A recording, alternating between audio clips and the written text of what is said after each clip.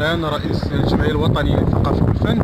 احنا الان تنتواجدوا في واحد الورش اللي هو الورش الملكي اللي هو كازا مارينا، اللي في الاساس هو تعمل الناس ديال المدينه القديمه. وحنا الان تنعيشوا واحد التهميش منذ البدايه البناء ديالو. الناس ديال المدينه القديمه ما استفداش منه. جا الدور حنا كمجتمع مدني نستافدوا من هذا الورش الملكي.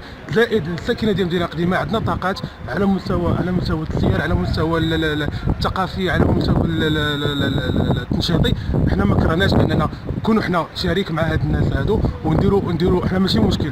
اي واحد ما عندناش مشكل مع حتى شي واحد نخدموا معاه، غير هو الهدف عندنا هو الناس ديال المدينه القديمه يستافدوا. شكرا. السي امين، لمن كتصيفط هذا الطلب واش ممكن تحدث لنا اللقاء مع من كتشوفوا لما تبغيو ديروه؟ حنا كمجتمع مدني ما كرهناش اقرب وقت، لان الصوت ديالنا لان حنا الدستور ديال 2011 عطانا سلطه خامسه. خاصنا ضروري الناس اللي غادي نتحاوروا معاهم. ما كرهناش اي واحد في كازا مارينا الناس ديال جروب مانار ينزلوا معنا الناض ونريحوا ويتناقشوا معنا في هذا المشكل وهذه المعضله اللي هي تنعيشوها دائما يوميا. السلام عليكم. محمد العويله، رئيس مجلس جهه جمعيه الدار البيضاء الكبرى بالمقر بالمدينه القديمه. اليوم جينا المحطه او الورش الكبير ديال المارينا، كنتسائلوا بالدور ديالنا شنو المآل ديال المجتمع المدني في المارينا وشنو المآل الشباب ديال المدينه القديمه في المارينا. بالتالي واش حنا ولاد المدينه محطوطين غير الاجر؟ مشاريع ضخمه اللي كيعطينا سيدنا في مدينه الدار البيضاء، وكانت توصيه يتهلاو في الشباب ديال المدينه والمجتمع المدني للمدينه. كيجيو ناس وحده اخرين يطلبوا بالمدينه القديمه، وولاد المدينه جالسين كيشوفوا كيتفرجوا وكانهم اموات. راه كنقول اللهم هذا منكر. ما بغيتوش تخدمونا كمجتمع مدني او تتعاونوا مع مجتمع مدني، خدمونا غير في الزبولات ديالكم، وخدمونا عباد الله غير في السنسور اللي كيوقفوا لكم، خدمونا غير في لاكافات اللي عامرين الزبل. راه ما بقاش كيتشكى المجتمع المدني، راه حتى الساكنه كتشكى. وشكرا. السلام عليكم. عزيز بامو، جمعية حب الوطن للتنمية البشرية. هاد المشاريع كلها اللي عطى سيدنا في مدينة الدار البيضاء باش يستافدوا منها اولاد المدينة اللي جالسين لا خدمة لا والو ومشومرين حياتهم ضايعة. هاد المشاريع علاش هاد الناس ديال مارينا ما يعيطوش لهاد ولاد المدينة ويخدموهم؟ يعني يخدموهم فاش ما كان، لان هاد البروجي راه بروجي كبير يعني ضخم وعنده واحد الميزه مزيانه ثقيله بزاف. علاش ما يخدموش هاد الشباب؟ وهاد الشباب كله تيضيع. وبغينا نشوفوا هاد الشباب نشوفوهم حتى هما لابسين ومتهلين في راسهم وخدامين تياخذوا واحد الاجر الشهر. دابا كتلقاهم ساكن جالسين في راس الدرب، لا خدمه لا ردمه، لا خدمه لا والو.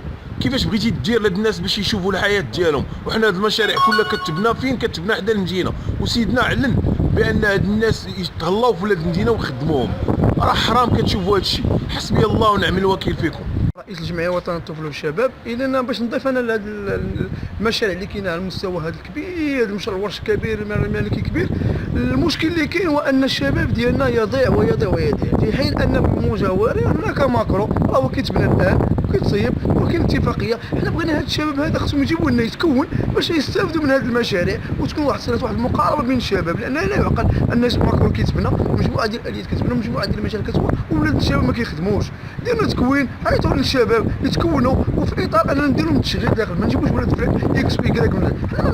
حنا ما ضد حتى شي حد، ما مع حتى شي حد، وما نجيبش شي من جهه معينه، ولكن بغينا الشباب ديال المدينه القديمه يخدم حتى هو ويكون حتى هو عنده الحظ ديالو في هذه الاوراش الملكيه.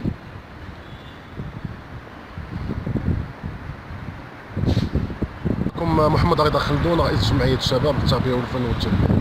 كيف ما تتشوفوا فين تنتواجد حاليا في كازا مارينا، المشروع اللي ضخم اللي دار على قبل الساكنه ديال المدينه القديمه من الدرجه الاولى، على قبل التوظيف ديال الشباب ديال المدينه القديمه. احنا جينا لهذا الفضاء هذا بطبيعه الحال ما فيهش شي واحد ولد المدينه خدام، قليل، نسبه قليله فيهم اللي خدامه.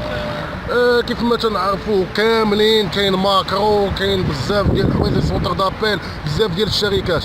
ما كاينش اعلانات على قبل باش يجيبوا هاد الشباب يخدموا. وعباد الله، حنا بغينا الشباب ديال المدينه يخدم، بغينا الناس فهمتي تزيد شويه، بغينا المدينه حتى هي تبدل. الدراري راه ضايعين، جيبوهم لينا نخدموهم ويجمعوا الزبل، شي داك الحجر اللي باقي عندكم اللور بلا ما تجيبوا طراكسات، وهما يهزوا ديك لاكاف اللي ما عرفت كيفاش دايره عندكم وهما ينقيوها لكم. جيبوا الدراري يخدموا، حرام عليكم.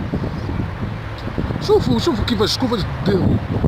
شوفوا كيفاش ديروا راه عيب، راه هذا عيب. حنا جينا هنايا حاليا كمجتمع مدني، اما الخطره الجايه غنجيبوا الساكنه وغنجيبوا الشباب، ما غنجيوش كمجتمع مدني، ما غنجيوش كجمعيات رؤساء الجمعيات، غنجيبوا الشباب لهذا الفضاء هذا ونخليهم هما يوقفوا ويدويوا ويقولوا اللي بغاو. وشكرا. بسم الله الرحمن الرحيم. عبد العزيز السالمي، رئيس شبكه الوحده للجمعيه الولايات التنميه المستدامه. انا بالنسبه لي احنا هذا المشروع الضخم كنا فرحانين به مدة سنوات، وحنا كنحلموا بهذا المشروع نشوفوا امامنا، وكنا كنتمناو هذا المشروع اللي كان تاهيل ديال المدينه القديمه بالتدخل ديال صاحب الجلاله نصر الله، باش هذه المدينه القديمه تعطي واحد النموذج ديال المدن القديمه اللي كاينه في جميع الدول اللي حنا كنشوفوها، في نموذج ديال التاريخ مع الاثار والمعاصره، التاريخ القديم مع التاريخ الجديد، باش ما نمشيوش بواحد الاسم اللي هو ربما كاين حزب من الاحزاب.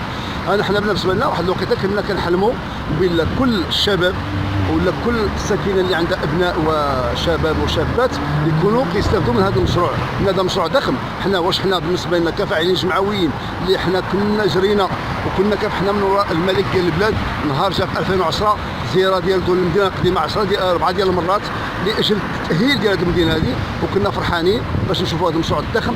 واليوم حنا كنشوفوا الساكنه ديال المدينه القديمه او الشباب والشابات اليوم ما كيستافدوش من هذا العمل اللي هو كاين اليوم هنا، هو عمل ضخم. علاش؟ واش حنا خاصين غير البناء العشوائي والاقصاء والتهميش؟ ملي يكون واحد التاهيل الاستفاده ما كايناش. كان في نظركم انتم دابا كمسؤولين ديال هذه المشاريع اللي هي صار عليها قائد ديال البلاد، واش هاد الشباب اللي كتقولوا متشرمي وشباب اللي هو غير صالح، يعني ما كانش التاهيل ديالو، اش كنتنظروا منه؟ كنتنظروا منه حويجات اللي جات على قبلها المبادره التنميه البشريه في 2005. علاش جات التنميه هذه؟ باش تنمي القدرات ديال البشريه.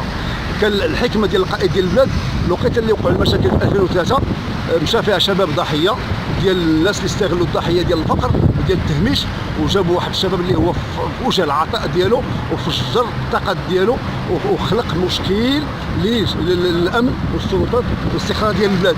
ولا كتشوف الانسان في مقتبل العمر كيفرقع مع ناس ابرياء وناس اللي هما كانوا كيجيو كيستثمروا واحد المشاريع كثيره في البلاد. واليوم حنا كنقولوا حذاري حذاري يا اخوان المستثمرين او المسؤولين اللي على المارينا.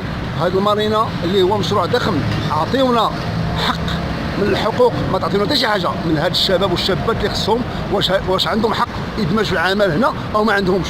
حنا كنطلبوا حاجه واحده، ما كنطلبوا حتى حاجه، كنطلبوا هادو ابناء ديالنا وهادو ابناء ديال المغرب وهادو ابناء ديال المدينه القديمه، لابد خصهم يكونوا مستفيدين من هذا المشروع الضخم اللي كنطلبوا غير العمل، ما كنطلبوش السعايه، بغيناهم يخدموا. والمهم كنتمناو هاد الرساله الحق